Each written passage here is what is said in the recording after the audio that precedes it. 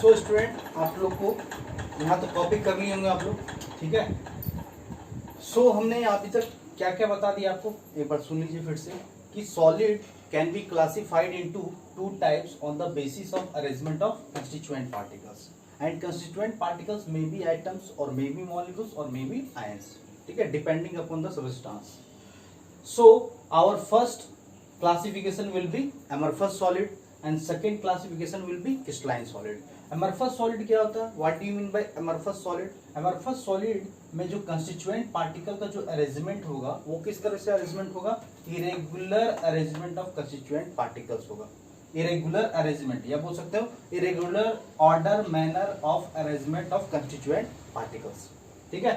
और crystalline solid में constituent particle का अरेंजमेंट कैसा होगा? रेगुलर अरेंजमेंट ऑफ, या बोल सकते हो regular order manner of arrangement of constituent particles होगा. इस पॉइंट को हमने क्या रिप्रेजेंट किया है, क्या डिनोट किया है? Constituent particles. तो आप देख सकते हो डायग्राम के अकॉर्डिंग, तो कुछ एमरफस सॉलिड का डायग्राम का कंस्टिट्यूएंट पार्टिकल कुछ ऐसे होगा और आपका क्रिस्टलाइन सॉलिड का अरेंजमेंट कुछ इस तरह से होगा. तो डायग्राम से देखते ही आपको पता चल जा रहा है कौन सा इरेगुलर ऑर्डर मैनर में है और कौन सा रेगुलर ऑर्डर मैनर में है. आया समझ में? क्लियर हो गया? अब यहां से हम लोग नेक्स्ट टॉपिक की तरफ बढ़ेंगे कि एमरफस सॉलिड क्या होता है. What are the properties of amorphous solid, what are the properties of crystalline solid. तो यहाँ पे इस टॉपिक पढ़ने के बाद आपका जो क्वेश्चन बनेगा यहाँ से, या क्वेश्चन पूछा जाता है एग्जाम में, क्या पूछा जाएगा कि what is amorphous solid, what are the property, what are the different properties of amorphous solid, what are the different properties of crystalline solid, and what is the difference between, या what are the difference between amorphous solid and crystalline solid. तो इस तरह से 3-4 question यहाँ से बन सकता है. इसको हम लोग एक एक करके देखते हैं, पॉइंट वाइज पॉइंट. यहाँ पे थोड़ा थ्योरी है, ध्यान रखेंगे आप लोग, और बड़ा इजी थ्योरी है. एक का प्रॉपर्टीज अगर आपको ध्यान में है तो दूसरा का प्रॉपर्टीज क्या कर दो, उल्टा कर दो, जस्ट अपोजिट कर दो. आया समझ में? तो यहाँ तक आप लोग कॉपी कर लिए होंगे, समझ में भी आ गया होगा. आगे बढ़ते हैं, ठीक है, मिटा दें. चलिए तो एक एक करके डिस्कस करते हैं. सबसे पहले हम लोग कौन सा सॉलिड डिस्कस करेंगे क्लासिफिकेशन में? हम लोग पहला डिस्कस करेंगे एमरफस सॉलिड. एमरफस सॉलिड के बारे में हर कुछ जितने भी चीज हैं एमरफस सॉलिड का प्रॉपर्टीज के बारे में वो हर कुछ हम लोग डिटेल में डिस्कस कर लेते हैं, ठीक है. सिंपल सा चीज है, प्रैक्टिकली इसको लिंक करेंगे. थोड़ा सा आपको ध्यान रहेगा, हर चीज को प्रैक्टिकली लिंक करो. साइंस क्या है? साइंस हमारा प्रैक्टिकल लाइफ में जो होता है वही साइंस है. तो हमेशा प्रैक्टिकल लाइफ से लिंक किया करो, तो आपको ध्यान रहेगा, पिक्चराइज हो जाएगा, विजुअलाइज हो जाएगा. तो फर्स्ट है हमारा कौन सा? Amorphous solid. Amorphous solid, amorphous solid को हम लोग शॉर्ट फॉर्म में एएस लिखेंगे. बार बार हम एमरफस सॉलिड इतना बड़ा नहीं लिखेंगे, एएस लिख देंगे तो समझ लेना कि एमरफस सॉलिड है. तो व्हाट इज एमरफस सॉलिड? सबसे पहले इसका डेफिनेशन पे ही जाते हैं. डेफिनेशन की अगर हम बात करें, डेफिनेशन पहला पॉइंट तो डेफिनेशन ही होगा. पहला पॉइंट क्या होगा? डेफिनेशन. तो बताओ एमरफस सॉलिड का डिफाइन कैसे करेंगे? तो डेफिनेशन समझ में आ गया होगा. द सॉलिड, ठीक है, विच हैज, या आप ऐसे भी डिफाइन कर सकते हैं, the solid which doesn't have any fixed or regular or disciplined arrangement of constituent particles is known as amorphous solid. जिस सॉलिड का अरेंजमेंट, जिस सॉलिड में कंस्टिट्यूएंट पार्टिकल का अरेंजमेंट फिक्स ना हो, इरेगुलर ऑर्डर मैनर में अरेंज हो, ठीक है, डिसिप्लिन ऑर्डर मैनर में अरेंज ना हो, उस टाइप के सॉलिड को हम लोग क्या बोलते हैं? Amorphous solid. तो हम यहाँ पर हम लिखते हैं, देखिए आप पैरल लिखेंगे भी, समझेंगे भी. अब तो क्या लिखेंगे? The solid which doesn't have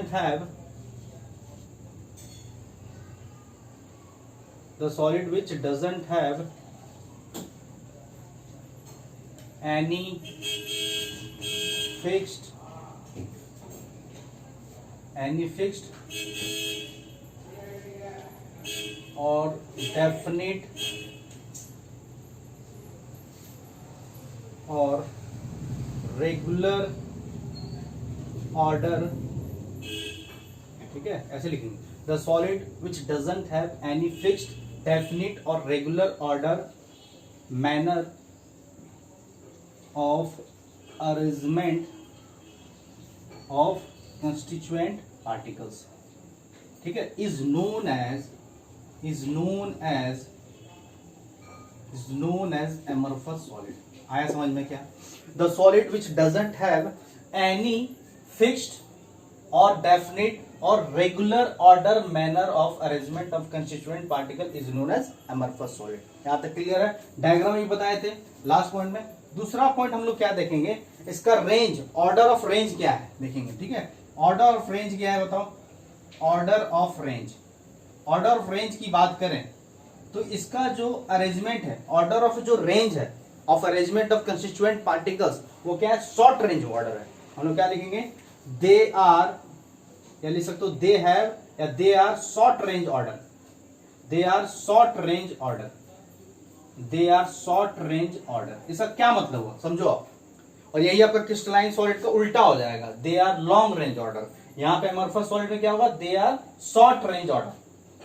short range order क्यों बोल रहे हैं समझिए। यहाँ पे शॉर्ट रेंज ऑर्डर का मतलब क्या है कि किसी भी अमरफस सॉलिड का आप सब्सटेंस ले आओ, उसमें आपका एक जैसा आपका अरेंजमेंट नहीं होगा कंस्टिट्यूएंट पार्टिकल का। कहीं पे देखना कि आप ग्लास का जग ही ले आओ, ग्लास का जग ले आओ, ऊपर आपका क्या होता है? एकदम इस तरह से फैला हुआ रहता है, फिर नीचे थोड़ा जाओगे ये दब जाएगा, फिर थोड़ा जाओ तो और फैल जाएगा और सर्कल हो जाएगा, फिर नीचे थोड़ा सा और क्या हो जाएगा? सिकुड़ जाएगा। तो अरेंजमेंट क्या हो रहा है? तो आप अमरफस सॉलिड में आप ध्यान से देखोगे तो कहीं पे आपका पतला हुआ रहता है, कहीं पे मोटा रहता है अरेंजमेंट। समझ में आ रहा है? तो थिकनेस कहीं पे बहुत ज्यादा है, कहीं पे बहुत ही आपका थीन है, कहीं पे थिकनेस बहुत ज्यादा है, कहीं पे आपका लंबाई बहुत ज्यादा है। तो इस तरह का आपको देखने को मिलता है, मतलब एक जैसा अरेंजमेंट नहीं दिखता है। तो एक जैसा नहीं अरेंजमेंट होने के कारण आपको एकदम रैंडम ऑर्डर में, ठीक है, इरेगुलर ऑर्डर मैनर में आपको शेप साइज दिखेगा अमरफस सॉलिड, इसलिए they are short range order होता है। ठीक है, तो आपको दिखाया था डायग्राम में, कहीं पे आपका ज्यादा डेंसिटी ऑफ कंस्टिट्यूएंट पार्टिकल, कहीं पे कम है, कहीं पे बिल्कुल ही नहीं है। ठीक है, इस टाइप को ऑर्डर ऑफ रेंज क्या होगा अमरफस सॉलिड में? They are short range order. Next देखेंगे आप लोग, नेक्स्ट का एग्जांपल देखेंगे कि ये किस टाइप का सॉलिड है, आखिर ये ट्रू सॉलिड है या नहीं है। तो हम इस टाइप के सॉलिड को हम लोग ट्रू सॉलिड नहीं बोलते हैं, ये ट्रू सॉलिड का नहीं आएगा, क्योंकि हमको पहले ही बताएं कि सॉलिड जो होता है उसका शेप वॉल्यूम क्या होता है? फिक्स्ड होता है। बट ये अमरफस सॉलिड ऐसा है जो आपका सॉलिड तो है, बट ये सॉलिड की तरह सारा प्रॉपर्टीज बिहेव नहीं कर रहा है। इसलिए किस टाइप का सॉलिड है? अगर हम देखे जाए नेचर ऑफ सॉलिड, अगर देखा जाए तो नेचर ऑफ सॉलिड कैसा है इसका? तो नेचर ऑफ सॉलिड में लिख लेंगे they are not true solid, they are not true solid, they are not true solid and they are considered as, and they are considered as, they are considered as super cooled liquid, they are considered as super cooled liquid. इसको हम लोग किस तरह से consider करते हैं? Super cooled liquid बोलते हैं, इसको हम लोग ट्रू सॉलिड नहीं बोलते हैं अमरफस सॉलिड को। सुपर कूल्ड लिक्विड का क्या मतलब है? सुपर कूल्ड लिक्विड का मतलब क्या होता है कि under the presence of force of gravity, ठीक है, फोर्स ऑफ ग्रेविटी के कारण क्या होता है कि आपका अमरफस सॉलिड में कंस्टिट्यूएंट पार्टिकल का फ्लो होता है तुम्हारा टॉप टू बॉटम। ठीक है, अब देखोगे विंडो में ग्लास पेन जो लगा रहता है, विंडो में जो ग्लास पेन लगा रहता है, वो ग्लास पेन आपका आफ्टर 10 ईयर 20 ईयर और 30 ईयर के बाद आप देखोगे किसी पुराने विंडो के ग्लास पेन में नीचे का थिकनेस बहुत ज्यादा हो जाता है और ऊपर का थिकनेस बहुत ही कम हो जाता है।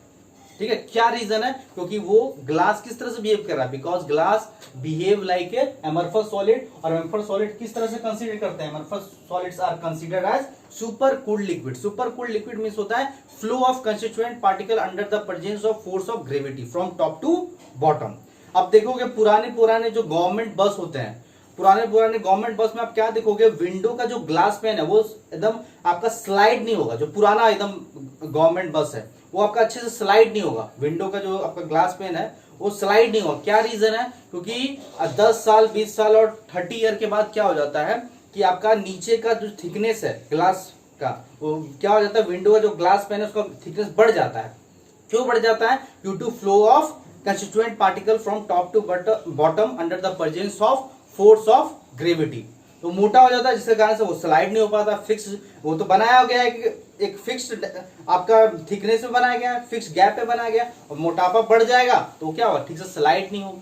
अब ध्यान देखे होंगे, तो ये रीजन, इसलिए कभी कभी क्वेश्चन पूछता है कि why some of the glass pane of window, ठीक है, which is very very old are thick from the bottom and thin from the top. What is the reason? हम बोलेंगे this is the reason due to glass pan is behave like a super cooled liquid. और super cooled liquid क्यों है बोलते हैं? Because from the from top to bottom it flow under the presence of force of gravity. आया समझ में? तो ये क्वेश्चन पूछता भी है, एनसीईआरटी बुक में ये क्वेश्चन है भी, ध्यान दीजिएगा आप लोग, ठीक है। तो नेचर ऑफ सॉलिड क्या है, इसका ट्रू सॉलिड नहीं है, they are considered as super cooled liquid. Next हम लोग देखेंगे इसका, अगर नेक्स्ट हम लोग देखा जाए मेल्टिंग पॉइंट। मेल्टिंग पॉइंट का क्या है, मेल्टिंग पॉइंट अमरफस सॉलिड का कैसा होता है? तो मेल्टिंग पॉइंट की अगर हम बात करें तो इसका मेल्टिंग पॉइंट फिक्स्ड नहीं होता है। आप देखोगे किसी प्लास्टिक को आप जलाओ, अमरफस सॉलिड का एग्जांपल आपका प्लास्टिक होता है, आपका ग्लास होता है, आपका रबड़ होता है। आप किसी प्लास्टिक या पन्नी को जलाओ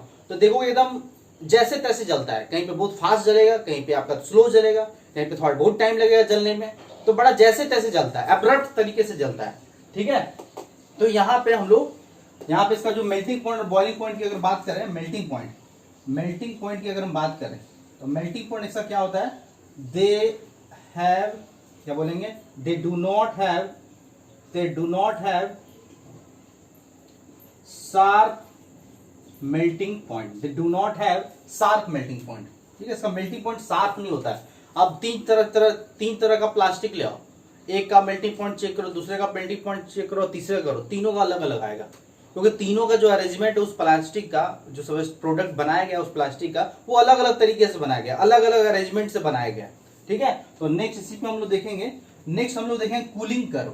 अगर हम कूलिंग कर्व की बात कर लें, cooling curve of amorphous solid, तो कूलिंग कर्व इसका कैसा होता है, तो कूलिंग कर्व जो होता है अमरफस सॉलिड का कैसा होता है, स्मूथ होता है। कैसा होता है, स्मूथ होता है, ठीक है। तो इसका कूलिंग कर्व देखोगे ना, its cooling curve is smooth. Amorphous solid का कूलिंग कर्व क्या होता है, its cooling curve is smooth. क्यों स्मूथ होता है, जैसे कि आप ग्राफ इसका बनाओ of suppose temperature versus time के बेसिस पे, यहां पे हम लिखते हैं टेम्परेचर वर्सेस टाइम के बीच में आप इसका कर्व बनाओ।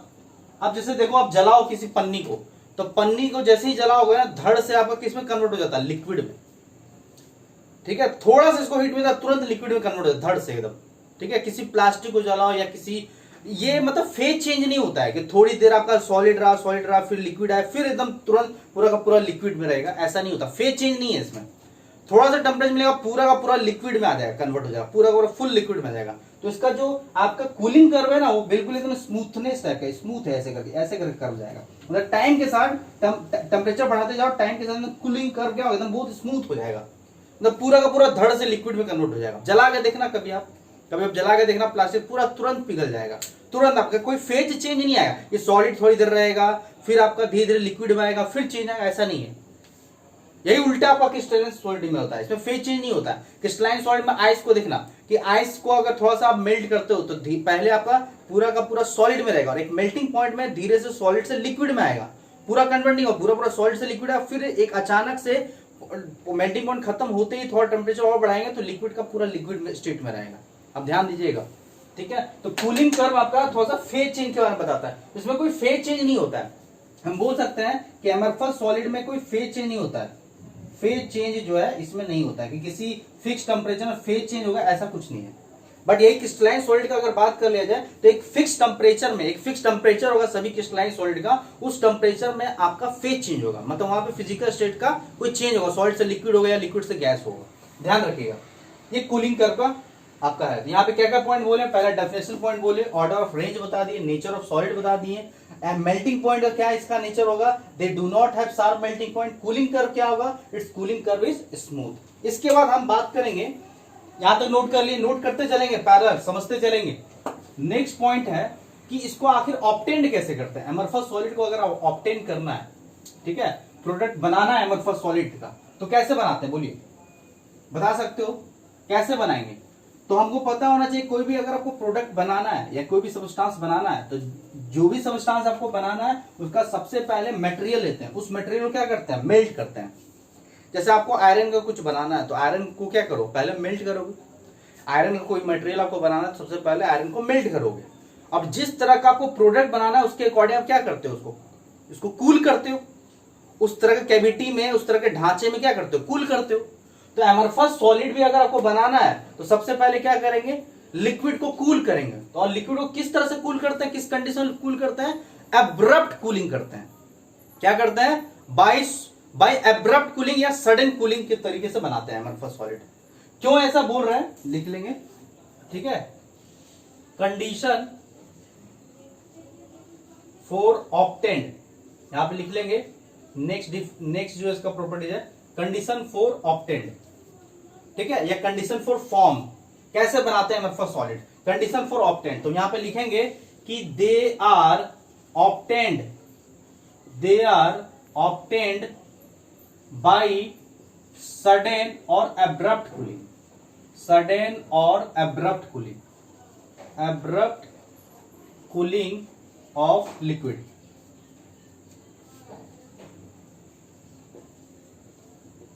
एब्रप्ट कूलिंग ऑफ लिक्विड, ठीक है। अगर आपको एमरफस सॉलिड बनाना है, कोई भी एमरफस सॉलिड बनाना है, जैसे कि प्लास्टिक का कोई प्रोडक्ट बनाना है या ग्लास का कोई प्रोडक्ट बनाना है, तो सबसे पहले ग्लास को मेल्ट करो और जिस तरह का प्रोडक्ट बनाना है उस तरह से आप क्या करो, उसको सडन कूलिंग करो, एब्रप्ट कूलिंग करो, मतलब बहुत जल्दीबाजी में कूल करो। अब ये बताओ, कोई चीज आप जल्दीबाजी में करोगे तो क्या उसका अरेंजमेंट क्या आपको एक डिसिप्लिन मैनर, ऑर्डर मैनर में दिखेगा क्या, एक रेगुलर ऑर्डर मैनर में दिखेगा क्या? बिल्कुल नहीं दिखेगा। कोई चीज आप जल्दीबाजी में करते हो तो कभी वो सही चीज से नहीं होता, सही ढंग से नहीं होता, तो उसका अरेंजमेंट जो होगा कंस्टिट्यूएंट पार्टिकल उसके अंदर, वो रेगुलर ऑर्डर मैनर में नहीं दिखेगा। यही रीजन है। तो हम लोग ऑब्टेन करते हैं एमरफस सॉलिड, वो हम लोग सडन कूलिंग करते हैं, अब्रप्ट कूलिंग करते हैं। और क्रिस्टलाइन सॉलिड में जस्ट का उल्टा है। जैसे कि खाना आपको खाना है सपोज, ठीक है, और जल्दीबाजी में आप खाना खा रहे हो, दोनों हाथ से खा रहे हो, पागलपन की तरह खाना खा रहे हो, दोनों हाथ से एक बार में ही रोटी पूरा खा जा रहे हो, ठीक है, एक ही बार में दोनों हाथ से दो रोटी खा जा रहे हो, ठीक है, जल्दीबाजी पूरा रोटी खा रहे हो, तो वो जल्दीबाजी खाने से ना आपका डाइजेशन सही होगा, ना आपको खाने का स्वाद पता चलेगा, ना आपको पेट भरेगा अच्छे से। ध्यान रखिएगा। तो कोई चीज जल्दीबाजी करने में वो सही तरीके से डिसिप्लिन ऑर्डर मैनर में नहीं दिखता है उसका कंस्टिट्यूएंट पार्टिकल, यही रीजन है। तो कैसे ऑब्टेन करते हैं एमरफस सॉलिड को? They are obtained by sudden और abrupt cooling of liquid. Next difference हम लोग बात करेंगे कि अगर हम बात कर ले कि जैसे अगर हम शार्प एज नाइफ से, ठीक है, शार्प एज नाइफ से अगर इस एमरफस सॉलिड को अगर हम कट करते हैं, ठीक है, वर्टिकली इसको कट करते हैं, परपेंडिकुलर इसको कट करते हैं, तो उसका क्लीवेज का क्या नेचर होगा, नेचर ऑफ क्लीवेज कैसा होगा, ठीक है। तो इसका क्लीवेज कैसा होता है एमरफस सॉलिड का? वो एकदम रफ होता है। अब कभी ग्लास को कट करके देखना या प्लास्टिक को कट करके देखना और उसके सरफेस को देखना, एकदम रफ टाइप का, एकदम स्मूथ या क्लीन टाइप का नहीं दिखेगा, एकदम रफ। आपका हाथ को फील होगा कि आपका रफ आ रहा है समझ में। तो यहां पे हम लोग क्लीवेज का नेचर देख लेते हैं, नेचर ऑफ क्लीवेज, ठीक है, नेचर ऑफ क्लीवेज। तो यहां पर हम लिख देते हैं rough cleavage is obtained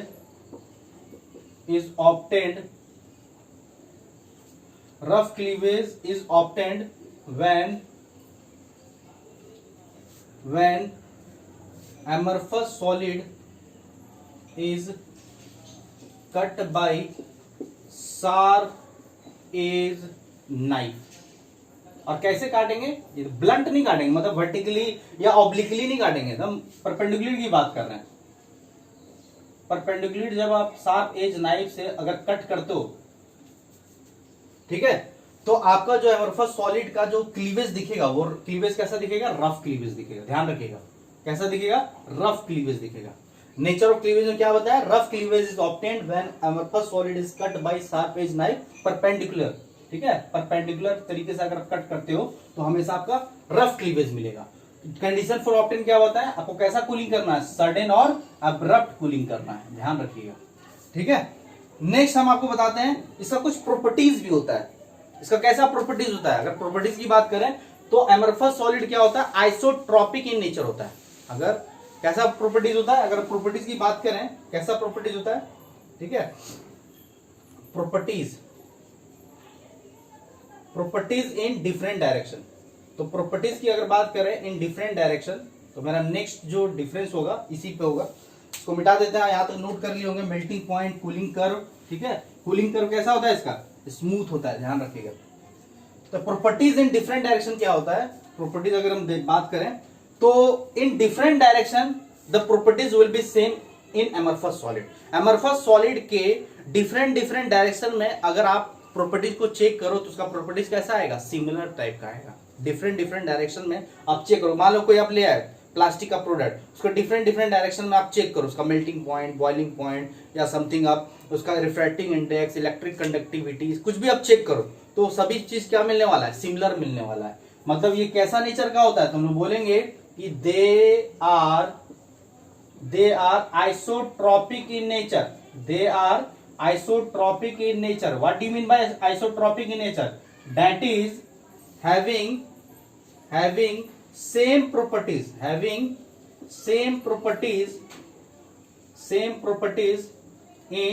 different direction, ध्यान रखिएगा, ठीक है। आइसोमिस क्या होता है पता है आपको? आइसो मतलब ये कीवर्ड है, आइसोमिस होता है सेम, आइसोमिस क्या होता है?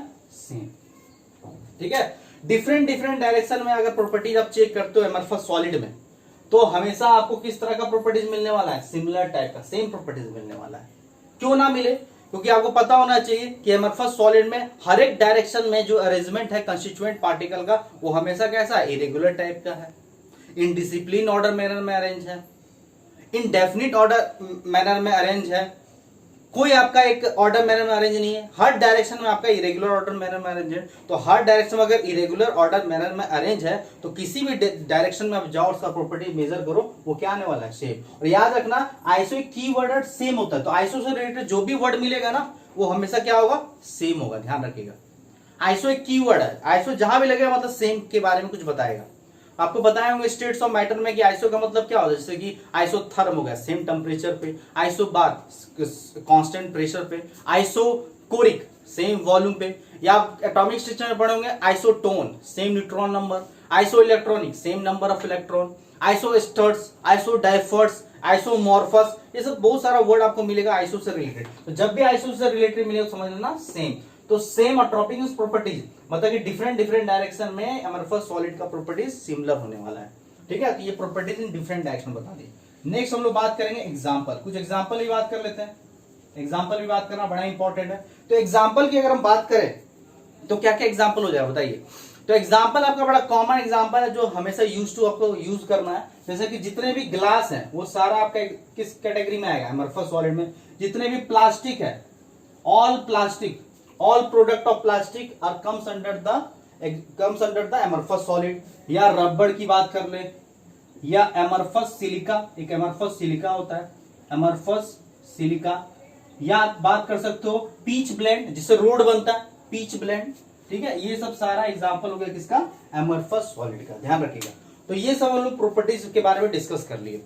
अब जितना भी आप प्रॉपर्टीज आप बात की एमरफस सॉलिड का, डेफिनेशन हो गया, मेल्टिंग पॉइंट के बारे में हो गया, नेचर ऑफ क्लीवेज हो गया, property in different direction, condition for obtained, ये सब सारा जो बात किए हैं, ये सब सारा चीज हम लोग वापस फिर क्रिस्टलाइन सॉलिड के लिए भी बात करेंगे। तो जितना भी आप प्रॉपर्टीज के बारे में पढ़े, स्टडी किए एमरफस सॉलिड का, वो आपको रटना नहीं है, आपको थोड़ा ध्यान देना है। अगर आप अच्छे से ध्यान देते हो तो आपको रटने की जरूरत नहीं है, ठीक है। कभी भी साइंस रटते नहीं, समझते हैं, समझ करके लर्न करते हैं। तो जितना भी चीज आप पढ़े एमरफस सॉलिड का, ठीक है, जस्ट अब उल्टा कर दो प्रॉपर्टीज, वो हो जाएगा किसका प्रॉपर्टीज? क्रिस्टलाइन सॉलिड का। आया समझ में? तो एमरफस वाला आप समझ में आ गया, क्लियर हो गया। तो आपसे क्या क्वेश्चन पूछ सकता है? What is amorphous solid? Definition लिख दो। What are the different properties of amorphous solid? तो सारा प्रॉपर्टीज लिख दो इस तरह से पॉइंट वाइज पॉइंट करके। या आपसे पूछ रहे व्हाट आर द डिफरेंट, या what is the difference between amorphous solid and crystalline solid? Amorphous और क्रिस्टलाइन सॉलिड में क्या डिफरेंस है? तो दोनों को कॉलम बना के लिख दो, क्या दिक्कत है? आया समझ में? तो अब हम इसी को बात करते हैं नेक्स्ट, क्रिस्टलाइन सॉलिड। और क्रिस्टलाइन सॉलिड कुछ भी नहीं है, एमरफस सॉलिड के प्रॉपर्टीज को उल्टा कर दो। आया समझ में? क्लियर हो गया? आगे बढ़े, नोट कर लिए, चलिए। आ रहा है समझ में? गर्मी बहुत हो रहा है, बहुत मेहनत कर रहे हैं आप लोग के लिए, ठीक है। फैन ऑफ करके कि वीडियो में कोई डिस्टरबेंस ना हो, ठीक है, सब कुछ क्लियर साउंड आए, ऑडिबल हो, तो आप लोग भी उसी तरह से मेहनत कीजिए, ठीक है, कि आप लोगों को कोई डिस्टरबेंस नहीं हो आपके प्रिपरेशन में। तो ये सब ध्यान देते हुए हम लोग इस वीडियो को तैयार कर रहे हैं, तो सब ध्यान देंगे आप लोग, ठीक है। तो इस मेहनत का थोड़ा सा रखेंगे, आप लोग भी ध्यान से पढ़ेंगे। नेक्स्ट है हमारा सेकेंड टाइप का क्लासिफिकेशन है क्रिस्टलाइन सॉलिड। क्रिस्टलाइन सॉलिड का भी हम लोग प्रॉपर्टीज पढ़ लेते हैं। क्रिस्टलाइन सॉलिड शॉर्ट फॉर्म में CS लिखेंगे। इसका सबसे पहले हम लोग देखेंगे प्रॉपर्टीज में डेफिनेशन, डेफिनेशन जस्ट उल्टा कर दो, उसमें क्या था, irregular order manner, indiscipline order manner, या आपका indefinite order manner of arrangement of constituent particle is known as amorphous solid. ये क्या हो जाएगा बोलो, the solid which have definite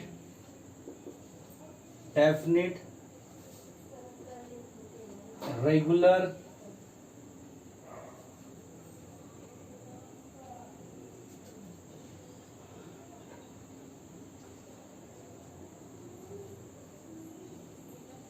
discipline or regular order manner of arrangement of constituent particles is known as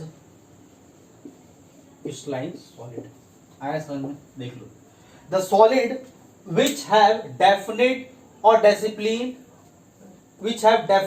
discipline or regular order manner of arrangement of constituent particle is known as crystalline solid। जिस solid में constituent particle का arrangement कैसा हो, discipline order में हो, definite order arrangement हो, regular order में arrange हो, उसे हम क्या बोलते हैं, आपका क्रिस्टलाइन सॉलिड। ठीक है, सेकंड हम लोग देखेंगे, सेकंड इसमें क्या देखे थे, रेंज ऑफ ऑर्डर। ठीक है, range of order, range of order, तो उसमें अमorphous सॉलिड में कैसा था, range of order short range order था, तो ये क्या हो जाएगा, they are long range order, और होगा ही। इसमें आप कोई भी क्रिस्टलाइन प्रोडक्ट उठा लो या कोई भी क्रिस्टलाइन सबस्टांस उठा लो, उसमें जो सबस्टांस का जो अरेंजमेंट है, वो थ्रू आउट क्या लगता है, एक जैसा दिखता है, एक यूनिफॉर्म तरीके से दिखता है। क्यों दिखता है, क्योंकि उसका अरेंजमेंट कैसा है, लॉन्ग रेंज ऑर्डर में आपका कंस्टिट्यूएंट पार्टिकल अरेंज है। आया समझ में। नेक्स्ट हम लोग क्या देखे थे उसमें, बताइए, नेक्स्ट उसमें अमorphous सॉलिड में क्या लिखे थे, बोलिए। नेक्स्ट हम लोग देखे थे कि अब nature of solid, nature of solid की बात करते हैं, किस टाइप का सॉलिड है, नेचर ऑफ सॉलिड। तो वहां पे अमorphous सॉलिड में क्या लिखे थे कि अमorphous सॉलिड आर क्या, amorphous solid are not true solid, they are considered as super cooled liquid. But ये क्या है, they are considered as true solid, they are true solid बोल सकते हैं, दे आर, इसको हम लोग ट्रू सॉलिड बोलते हैं। अब वो जो था ना सीडो सॉलिड था, amorphous solid is a pseudo solid, solid तो था बट वो सॉलिड की तरह बिहेव नहीं कर रहा था, तो इसलिए उसको हम लोग सीडो सॉलिड बोल दो या डायरेक्ट सीधा सीधा they are not true solid. और क्रिस्टलाइन सॉलिड क्या है, एक ट्रू सॉलिड है, ध्यान रखेंगे। नेक्स्ट हम लोग क्या देखे थे कि मेल्टिंग पॉइंट, मेल्टिंग पॉइंट की अगर हम बात करें तो इसका मेल्टिंग पॉइंट क्या होता है, क्रिस्टलाइन सॉलिड का फिक्स्ड होता है। क्या होता है, फिक्स्ड होता है। जैसे कि आप मान लो आयरन ले आओ, आयरन का कोई प्रोडक्ट ले आओ, आयरन का बना हुआ कोई प्रोडक्ट ले आओ, जैसे आपका विंडो में आपका रॉड लगा रहता है, या आयरन से बना हुआ कोई भी साइकिल उकल में जो भी आपका प्रोडक्ट है वो उठा के ले आओ और उसका मेल्टिंग पॉइंट चेक कर लो। आयरन का 4-5 प्रोडक्ट लेके आप उसका मेल्टिंग पॉइंट चेक कर लो, सारे प्रोडक्ट का, सारे आयरन से बने हुए प्रोडक्ट का मेल्टिंग पॉइंट सेम आएगा, फिक्स्ड आएगा। क्यों आएगा, क्योंकि उसका अरेंजमेंट कैसा है, कंस्टिट्यूएंट पार्टिकल का अरेंजमेंट कैसा है, वो एक फिक्स्ड है, एक डेफिनिट ऑर्डर में आपका अरेंज है, जिसके कारण से उसका मेल्टिंग पॉइंट क्या होगा, फिक्स्ड होगा। तो यहां पे हम लिखते हैं कि they have fixed melting point, they have fixed melting point. इसके बाद हम लोग नेक्स्ट टॉपिक क्या बात किए थे, नेक्स्ट प्रॉपर्टी किसके बारे में बात किए थे, अमorphous सॉलिड में किस में बात किए थे, कूलिंग कर्व के बारे में बात किए थे। तो बताओ इसका कूलिंग कर्व कैसा होता है, कूलिंग कर्व क्रिस्टलाइन सॉलिड का कैसा होगा, स्मूथ होगा क्या, नहीं होगा। उसमें क्या था, कूलिंग कर्व स्मूथ था अमorphous सॉलिड में, इसमें कूलिंग कर्व जो होगा क्रिस्टलाइन सॉलिड में स्मूथ नहीं होगा। तो हम बोलेंगे it's cooling curve is not smooth। कहने का क्या मतलब है, is not smooth। जैसे कि देखो हम बनाते हैं टेम्परेचर वर्सेस टाइम का, टाइम के साथ हम टेम्परेचर का देखते हैं। तो हम क्या देखते हैं कि पहले सॉलिड होगा, सॉलिड से धीरे धीरे आपका किसमें होगा, पहले बहुत देर तक सॉलिड में रहेगा, अब सॉलिड से लिक्विड में जाने में एक फिक्स टेम्परेचर में आपका लिक्विड रहेगा, फिर पूरा लगातार आपका लिक्विड रहेगा। ये अगर मान लो सॉलिड है तो ये फिर लिक्विड रहेगा, ठीक है, इसको थोड़ा सा मिला मत देना आप लोग, ठीक है, ये सॉलिड है, इट्स कूलिंग कर्व लिख देते हैं, इट्स कूलिंग कर्व। तो पहले क्या रहेगा, सॉलिड रहेगा, सॉलिड से लिक्विड आने में, ठीक है, एक फिक्स टेम्परेचर होगा, ठीक है, एक फिक्स मेल्टिंग पॉइंट में, एक फिक्स टेम्परेचर में उसका फेज चेंज होगा, और लगातार लिक्विड रहेगा फिर लिक्विड आपका रहेगा, ध्यान रखिएगा। ठीक है, सॉलिड से लगातार आपका सॉलिड आने में आपका क्या रहेगा, सॉलिड से सॉलिड आने में एक फिक्स रहेगा और वहां से फेज चेंज होने में ना फिक्स टेम्परेचर होगा। एक फिक्स टेम्परेचर में क्रिस्टलाइन सॉलिड आपका फेज चेंज करता है, मतलब हम कह सकते हैं कि इसका फेज चेंज जो होगा वो आपका क्या होगा, एक फिक्स टेम्परेचर में होगा। फेज चेंज फिक्स टेम्परेचर में होगा, बट उसमें ऐसा नहीं था अब प्लास्टिक पन्नी को जलाओ धड़ से आपका सॉलिड से लिक्विड आ जाएगा, बट नहीं, थोड़ी देर के लिए सॉलिड रहेगा फिर लिक्विड रहेगा फिर लिक्विड से आपका कंटिन्यूअस रहेगा, ध्यान रखिएगा। तो इस टाइप से ग्राफ जाता है, ध्यान रखिएगा। तो वहां पे ब्रेक है, ब्रेकिंग पॉइंट है। तो क्या कूलिंग कर्व स्मूथ दिख रहा है, क्या स्मूथ है क्या, नहीं, ऐसे ऐसे ऐसे स्मूथ तो नहीं बोल सकता है, तो कूलिंग कर्व स्मूथ नहीं, बड़ा इंपॉर्टेंट है सब पॉइंट आए यहाँ पे समझ में। उसके बाद हम लोग क्या बात करेंगे, उसके बाद हम लोग बात करेंगे इसका क्लीवेज के बारे में, नेचर ऑफ क्लीवेज के बारे में, कैसा क्लीवेज होगा। यहां तक आप लोग नोट कर लिए होंगे, क्लियर है यहां तक। लिखिए नेक्स्ट पॉइंट हम लोग लिखेंगे इसका कि इसको ऑप्टेंड कैसे करते हैं। ठीक है, नेक्स्ट हम लोग बात करेंगे कंडीशन फॉर ऑप्टेंड, आखिर क्रिस्टलाइन सॉलिड को ऑप्टेंड कैसे करते हैं, condition for obtained.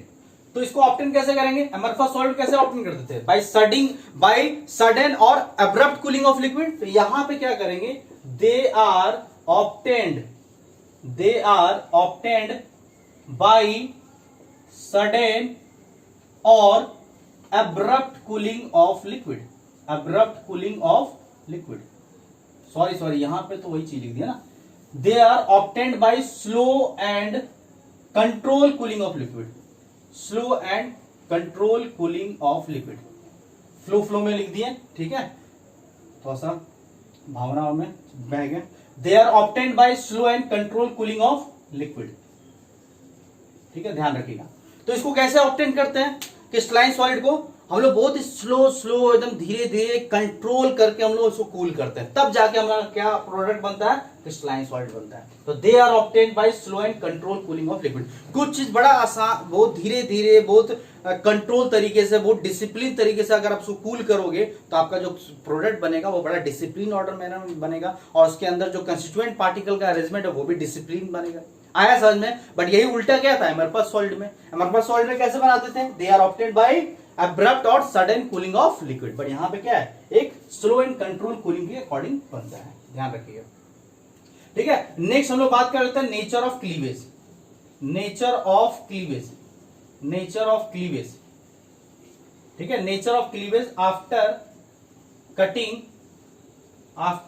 Cutting with sharp edge knife, sharp edge knife. ठीक है, बताइए nature of cleavage after cutting with sharp edge knife, when any crystalline solid are cut by sharp edge knife, then what will be the nature of cleavage of crystalline solid? It will be smooth, clean. अगर आप किसी crystalline solid को, जैसे magnesium को ले आओ, magnesium एक crystalline solid है, मैग्नीशियम को आप क्या करो, एक शार्प एज नाइफ से कट करोगे ना तो उसके स्मूथ, उसके क्लीवेज को टच करना एकदम क्लीन दिखेगा, एकदम स्मूथ दिखेगा। ठीक है, तो यहां पर हम लिख सकते हैं कि कैसा आएगा, स्मूथ क्लीवेज आपको मिलेगा। तो हम डायरेक्ट लिख दे रहे हैं स्मूथ क्लीवेज मिलेगा, स्मूथ क्लीवेज मिलेगा, एक क्लीन क्लीवेज मिलेगा। कैसा मिलेगा, और क्लीन क्लीवेज आपको दिखेगा। ठीक है, कोई रफ क्लीवेज नहीं दिखेगा, आप टच करके देखना फील हो जाएगा। चाहे आप कोई मैग्नीशियम कट करना या किसी भी क्रिस्टलाइन सॉलिड कट करके देखना, बहुत सारा क्रिस्टलाइन सॉलिड है, जितना भी मेटल है कट करके देख लेना, जितना भी आपका आयनिक सॉलिड कट करके देख लेना, या जितना भी कोवलेंट सॉलिड है कट करके देख लेना, सारा आपका काटने के बाद, शार्प एज नाइफ काटने के बाद आपको स्मूथ क्लीवेज या क्लीन क्लीवेज मिलेगा। नेक्स्ट है प्रॉपर्टीज इन डिफरेंट डायरेक्शन, इसको मिटा देते हैं। प्रॉपर्टीज इन डिफरेंट डायरेक्शन में क्या होगा बोलिए, properties in different direction, properties in different direction, different direction में बताइए, डिफरेंट डायरेक्शन इसका प्रॉपर्टीज कैसा होता है, तो हम लोग बोलेंगे एन आइसोट्रोपिक प्रॉपर्टीज होता है। वो आइसोट्रोपिक था, ये एन आइसोट्रोपिक प्रॉपर्टीज है। तो यहां पे लिखेंगे कि they are anisotropic, they are anisotropic in nature, they are anisotropic in nature. मतलब क्या हुआ, that is having different properties, having different properties in different direction, in different direction, in different direction, ध्यान रखिएगा, ठीक है। Properties इसका कैसा होता है, एन आइसोट्रोपिक नेचर का होता है। एन आइसोट्रोपिक मतलब क्या होता है, एन मतलब डिफरेंट डायरेक्शन में अगर मूव करते हो, किसी भी क्रिस्टलाइन सॉलिड के प्रोडक्ट के डिफरेंट डायरेक्शन में आप प्रॉपर्टीज मेजर करोगे तो क्या आएगा, डिफरेंट ही आएगा। क्यों डिफरेंट आएगा, हम थोड़ा सा आपको बताते हैं। इसका अरेंजमेंट देख लो, जैसे कि मान लो कि आपका, मान लो सपोज कि एक अरेंजमेंट बताते हैं, जैसे सपोज क्यों होता है, क्योंकि डिफरेंट डायरेक्शन में आप जाओगे ना, उसका अरेंजमेंट आपका डिफरेंट दिखेगा, तो उसका आप प्रॉपर्टीज भी मेजर करो तो डिफरेंट आएगा। तो जैसे कि हम देखो बताते हैं, जैसे किसी भी क्रिस्टलाइन सॉलिड का हम आपको अरेंजमेंट बताते हैं, क्यों अनआइसोट्रोपिक होता है, dot cross dot cross dot, ठीक है, cross dot cross dot cross dot cross dot cross dot, ठीक है, फिर यहाँ पे cross dot cross dot cross, ठीक है, इस टाइप का मान लो सपोज है, ठीक है। मान लो किसी भी क्रिस्टलाइन सॉलिड का ये अरेंजमेंट, मान लो कि एनी क्रिस्टलाइन सॉलिड का ये अरेंजमेंट है। एनी क्रिस्टलाइन सॉलिड का क्या है, एक अरेंजमेंट हम दिखा रहे हैं, एक अरेंजमेंट है, अरेंजमेंट ऑफ कंस्टिट्यूएंट पार्टिकल है। Any crystalline solid has arrangement of constituent particle. मान लो कि ये क्रिस्टलाइन सॉलिड दो कंस्टिट्यूएंट पार्टिकल से बना है, दो डिफरेंट टाइप के कंस्टिट्यूएंट पार्टिकल से बना है। अब देखो यहाँ पे, अब इस डायरेक्शन से अगर आप मूव करो तो आपको क्या दिख रहा है, सिर्फ क्रॉस क्रॉस वाला कंस्टिट्यूएंट पार्टिकल दिख रहा है। आप थोड़ा सा इधर मूव करो, सपोज इधर मूव करो तो सिर्फ डॉट डॉट दिख रहा है। अगर आप इधर से मूव करो तो आपको क्रॉस डॉट क्रॉस, तो हर डिफरेंट डायरेक्शन में अरेंजमेंट क्या हो जा रहा है, कंस्टिट्यूएंट पार्टिकल का डिफरेंट हो रहा है। तो प्रॉपर्टीज भी अगर आप मेजर करोगे किसी भी क्रिस्टलाइन सॉलिड के डिफरेंट डायरेक्शन में जाके, तो प्रॉपर्टीज भी क्या मिलेगा, सेम मिलेगा क्या, नहीं डिफरेंट, क्योंकि आपका अरेंजमेंट कैसा हो जा रहा है, डिफरेंट। आया समझ में, क्लियर हुआ। तो डिफरेंट डायरेक्शन में अरेंजमेंट डिफरेंट होने के कारण आपका प्रॉपर्टीज डिफरेंट होता है, इसलिए आपका क्रिस्टलाइन सॉलिड कैसा है, they are anisotropic in nature होता है, that is having different properties in different direction. आया समझ में। यही उल्टा था एमरफस में। एमरफस में हर डायरेक्शन में आपका अरेंजमेंट कैसा था, इरेगुलर ऑर्डर अरेंजमेंट था, ठीक है, इनडेफिनिट ऑर्डर अरेंजमेंट था, हर तरफ से आपका रैंडम ही अरेंजमेंट दिख रहा था, जिसके कारण से प्रॉपर्टीज आपका सेम आ रहा था। आया समझ में। और यहाँ पे जस्ट उल्टा है। अब इसमें हम बात करते हैं नेक्स्ट जो आपका इसका प्रॉपर्टीज है। नेक्स्ट हम लोग क्या बात कर लेंगे, बोलिए। नेक्स्ट हम लोग बात करेंगे एग्जाम्पल। नेक्स्ट इसका एग्जाम्पल, कुछ एग्जाम्पल भी ध्यान रखेंगे, ठीक है। एग्जाम्पल क्या है बताओ। अगर एग्जाम्पल की अगर बात कर ले तो ढेर सारा एग्जाम्पल है, तो इन शॉर्ट हम एग्जाम्पल बताते हैं। ऑल मेटल, जितना भी मेटल सॉलिड है, ऑल मेटल या ऑल कोवलेंट सॉलिड या ऑल आयनिक, पहले लिख लेते हैं, ऑल आयनिक सॉलिड या जितना भी ले लो, all covalent solid, all covalent solid या all molecular solid, molecular solid, ये सब जितना भी एग्जाम्पल है, जितना भी मेटल है, मेटल कौन कौन सा हो गया, आयरन हो गया, मैग्नीशियम हो गया, सोडियम हो गया, ठीक है, जिंक हो गया, these are all example of crystalline solid या ऑल आयनिक सॉलिड, NaCl, ठीक है, जिंक सल्फाइड, सीजियम क्लोराइड, ठीक है। उसके बाद और कौन सा एग्जाम्पल हो जाएगा, Na2O, CaF2, ये सब सारा एग्जाम्पल आयनिक सॉलिड का हो गया। कोवलेंट सॉलिड का एग्जांपल बताओ। कोवलेंट का जितना भी, जैसे कि ग्रेफाइट हो गया, डायमंड हो गया, ग्रेफाइट हो गया, ठीक है, डायमंड हो गया, दीज आर ऑल एग्जांपल। अब ग्रेफाइट और डायमंड का स्ट्रक्चर देखोगे ना, एक डिसिप्लिन ऑर्डर में अरेंज होता है ग्रेफाइट और डायमंड में। हेक्सागोनल में होता है ये ग्रेफाइट, और डायमंड में भी कैसा होता है, आपका एकदम 3D जैंट स्ट्रक्चर होता है, टेट्राहेड्रली टाइप का। मॉलिक्यूलर सॉलिड में कैसा होता है, मॉलिक्यूलर सॉलिड का एग्जांपल क्या हो जाएगा, जैसे I2 सॉलिड ले लो, I2 सॉलिड, ठीक है, P4 ले लो सॉलिड, या और क्या एग्जांपल हो जाएगा, जैसे H2O का सॉलिड ले लो, H2O सॉलिड ले लो। सब सारा एग्जांपल जो हो जाएगा मॉलिक्यूलर सॉलिड के अंदर आएगा। तो these are example of crystalline solid, all metal, all ionic solid, all covalent solid, all molecular solid. तो these are properties of, these are different properties of crystalline solid. और उधर पढ़े थे हम लोग क्या, different properties of amorphous solid. तो इसमें कितने कितने क्वेश्चन बन सकते हैं, what is amorphous solid, what is crystalline solid, what are the different properties of amorphous solid, what are the different properties of crystalline solid, and what is the difference between crystalline solid and amorphous solid. तो यहाँ पे जितना भी topic आपको समझाया इसमें सारा answer आप दे सकते हो। आया समझ में? अब यहां से क्वेश्चन स्टार्ट होता है कि अब आपको यहां से कंटिन्यू करना है। आगे जो नेक्स्ट लेक्चर जो कंटिन्यू होगा वो सिर्फ केवल क्रिस्टलाइन सॉलिड पे होगा। एमरफस सॉलिड हम लोग को नहीं पढ़ना है। एमरफस सॉलिड यहां से हम लोग बंद कर देना है। अब यहां से चैप्टर जो कंटिन्यू होगा वो कंटिन्यू कहां से होगा? क्रिस्टलाइन सॉलिड से होगा। एमरफस सॉलिड यहीं पे खत्म हो गया, यहीं पे बात खत्म हो गया, यहीं पे ड्रॉप कर देंगे। एमरफस सॉलिड को कंटिन्यू नहीं करना है। अब सिर्फ कंटिन्यू किसको करेंगे? क्रिस्टलाइन सॉलिड को करेंगे। क्यों नहीं एमरफस सॉलिड को कंटिन्यू करेंगे? क्योंकि आपको पता होना चाहिए एमरफस सॉलिड कैसे बनता है।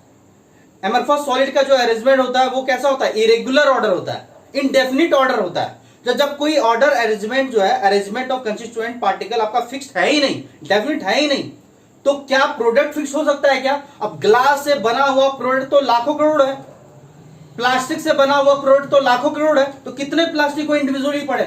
तो एक स्टैंडर्ड नहीं है। इसलिए यहां पे एमरफस सॉलिड को हम लोग स्टॉप करते हैं, बट क्रिस्टलाइन सॉलिड को हम लोग कंटिन्यू करेंगे यहां पे। तो नेक्स्ट लेक्चर इसी पे रहेगा, क्लासिफिकेशन ऑफ क्रिस्टलाइन सॉलिड।